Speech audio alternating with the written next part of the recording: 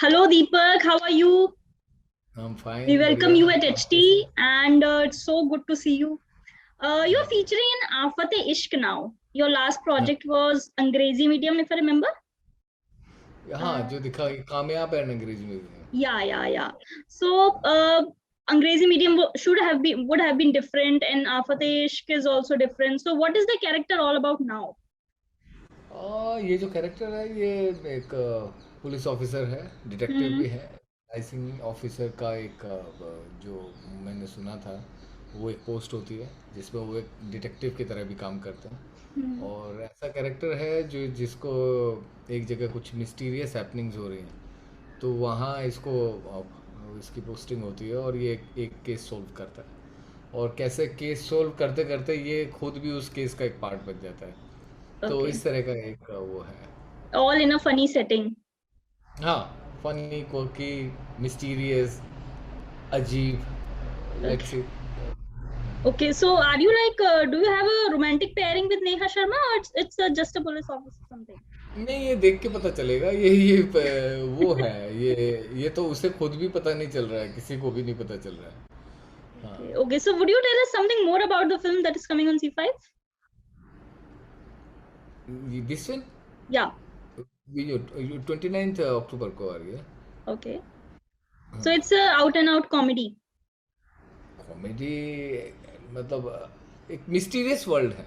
एक Okay. Mysterious world है, murder है, बहुत सारी चीज़ें हैं, स्केरी है, कुछ और फन है, फन बहुत है अलग अलग उस पे। तो Okay. और वो हर कैरेक्टर जो है वो आपको पकड़ के रखता है। जो भी इसमें जितने भी कैरेक्टर्स आएंगे 8-10, वो आपको पकड़ के रखेंगे पूरी फिल्म में। तो बड़ी एंटरटेनिंग और एंगेजिंग सी फिल्म बनी है, तो देखते हैं। Okay, sir. अब तक आपने बहुत कुछ प्ले किया है. Pappi ji is I remember the most. So हाँ। your favorite character you have played on screen till now? Till now I Yeah. Think अलग अलग है। जो मुझे वो ऑडियंस के ऊपर है, पर मुझे जो पसंद आया वो ज़्यादातर श्याम प्रकाश, हिंदी मीडियम का। अभी तक Okay. Yes. जो वो था वो मुझे बहुत पसंद है। तो सर, बाकी पर्सनल प्रेफरेंसेस में देखें तो आपको कॉमेडी ज्यादा पसंद आता है अपने मतलब अपने कैरेक्टर के लिए, या फिर समथिंग सीरियस, समथिंग लाइक शौर्य वगैरह टाइप का कुछ? देखिए, दिल्ली में मैं बहुत ही एक सीरियस एक्टर के तौर पे जाना जाता था। तो हाँ जी. मैं काफ़ी क्लासिकल प्लेस किए हुए हैं, वो जूलियस सीजर, ब्रेक्ट, डारियो फो, यूजीन ओनील, गिरीश कर्नाड, धर्मवीर भारती। तो इनके जितने भी प्लेस थे उनमें मैंने सारे सीरियस रोल्स किए हैं, है ना। वहाँ कोई वो था ही नहीं। लेकिन आप मुंबई में सोचते हो कि यहाँ पे भी ऐसे रोल मिलेंगे, नहीं, यहाँ पे कुछ अलग सेटअप है। तो एक कॉमेडी जो मेरे पास थी ही नहीं, आज हंसी आती है कि मैं उसकी वजह से जाना जाता, है ना। तो मैंने कहा ओके ठीक है, चलो ये भी ठीक है यार, ये करते हैं। तो हल्का फुल्का ह्यूमर था, बस आसपास 4-5 दोस्तों को हंसाता रहता था, जो भी होते हैं। बट इतना कि पूरा हॉल को हंसते हुए देखना फिल्मों में तो बड़ा कुछ अलग ही एक्सपीरियंस होता है। तो वो भी एक चीज़ मेरी डेवलप हुई है कॉमेडी की, है ना। वो टाइमिंग है या कुछ भी बोल लीजिए आप, तो इन्वॉल्वमेंट सर, है। Do you take your character home और it's over once the director says cut?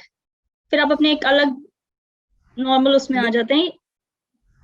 देखिए, हर डायरेक्टर का अलग अलग वो होता है, टेक होता है। कईयों को एक बहुत ही स्पेसिफिक चाहिए रिएक्शंस और वो सब, जैसे विशाल जी वगैरह को। तो उनको बहुत जो चाहिए, उनको उनका बड़ा गहराई वाला होता है बहुत, क्योंकि उनकी जो राइटिंग है वो बहुत मेहनत वाली होती है। 2-3 साल लगाते हैं वो किसी स्क्रिप्ट की राइटिंग पे। तो उसमें आप बहुत आसानी से इधर उधर नहीं हिला सकते अपने लाइंस को या किरदार को, या इम्प्रोवाइज कर सकते हो। आपको उस स्किन में रहना पड़ता है। लेकिन बहुत जगह बहुत स्क्रिप्ट्स ऐसी हैं जो बहुत जल्दबाजी में लिखी गई हैं, तो उनमें आपको बहुत खाली जगह मिलती है। बहुत जो स्पेस है वो काफ़ी खाली, तो वहाँ आप बहुत ज़्यादा इम्प्रोवाइज़ कर सकते हो। मतलब बहुत अलग अलग उसे एंटरटेनिंग बनाने के लिए ख़ास तौर से, कि उतनी बेहतरीन राइटिंग अभी भी नहीं हो रही है ना। जो जो फिल्मों में है, फिल्मों में आपको अगर 120 फिल्में बनती है हिंदी की एक साल में, या 100 बनती हैं, तो उनमें से आपको सिर्फ 4-5 का जिक्र होगा, है ना, क्योंकि उनमें अच्छी राइटिंग है। बाकी जो 100 फिल्में हैं उनका आप जिक्र भी नहीं करते हो। ओके, कुछ मसाले में चल जाएंगी, कुछ एक्शन में चल जाएंगी, लेकिन जो राइटिंग है उसका अकाल पड़ा हुआ है राइटर्स का। तो अच्छी कहानियाँ का जो रिस्पेक्ट हो रहा है वो हो रहा है ये वेब सीरीज में। जितने हम्म। भी राइटर्स अब आप देखेंगे वो सब वेब सीरीज लिख रहे हैं या डायरेक्टर्स, क्योंकि उसमें आपको वो स्कोप मिल रहा है, वो प्लेटफॉर्म मिल रहा है अपने नुआंसेस को बयां करने का, है ना। तो वो एक, क्योंकि वहाँ पे उतना कमर्शियल एस्पेक्ट आपको डोमिनेट नहीं करता है जो फिल्मों में करता है, तो इस वजह से वहाँ पे राइटिंग पूरी, वहाँ पे राइटिंग को आज़ादी है।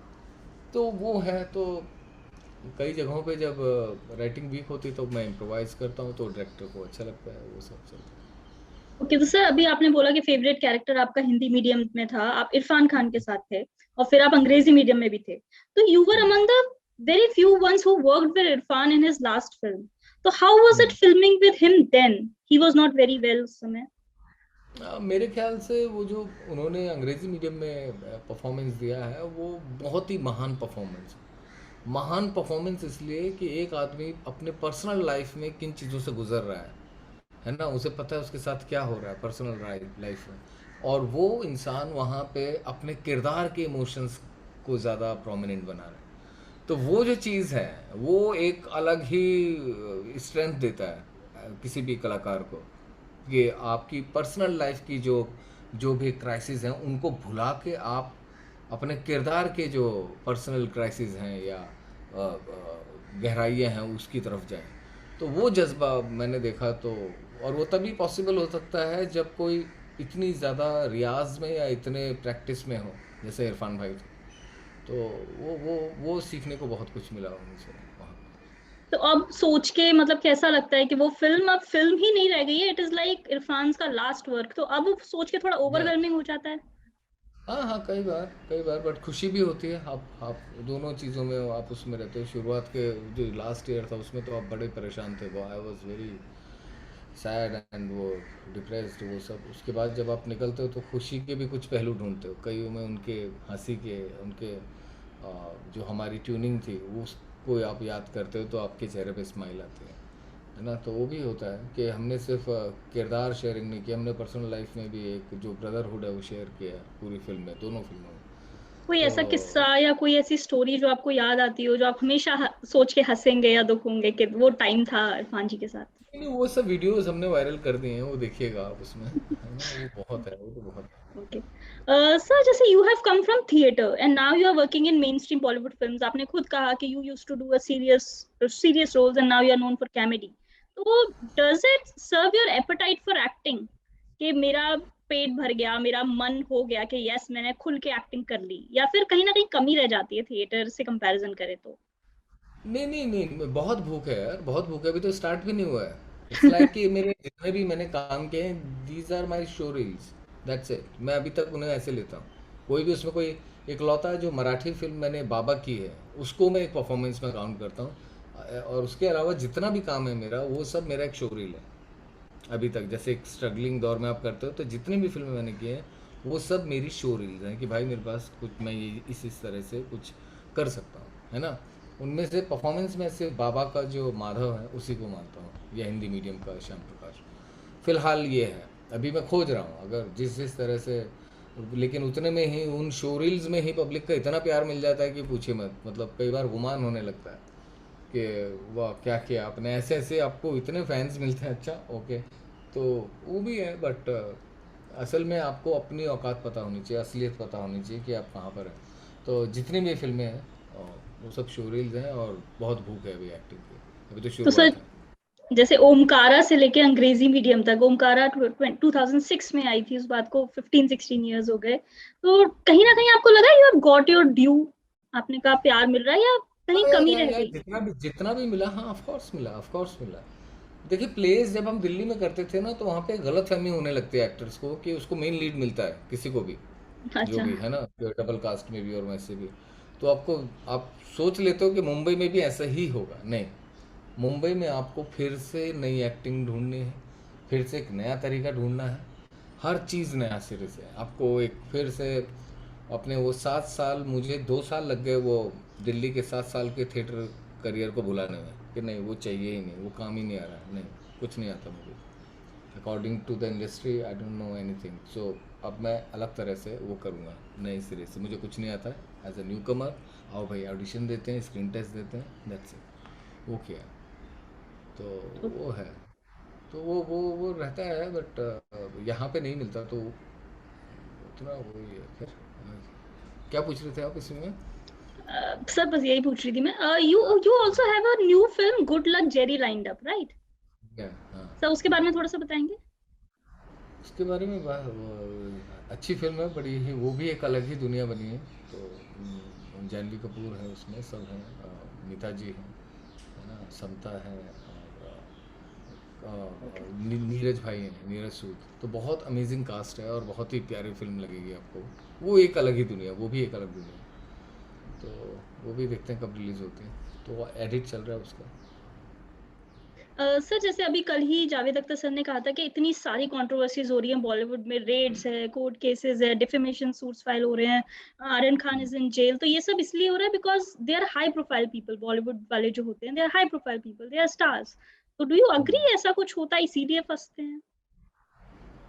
नहीं, मुझे तो नहीं पता भाई।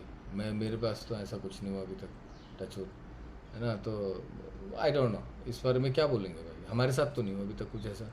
तो हम तो शायद लो प्रोफाइल में मानते ही, हम तो लो प्रोफाइल ही हैं जो भी है। अगर उनको लग रहा है तो हो सकता है, और पर हमारे साथ तो नहीं हुआ अभी तक।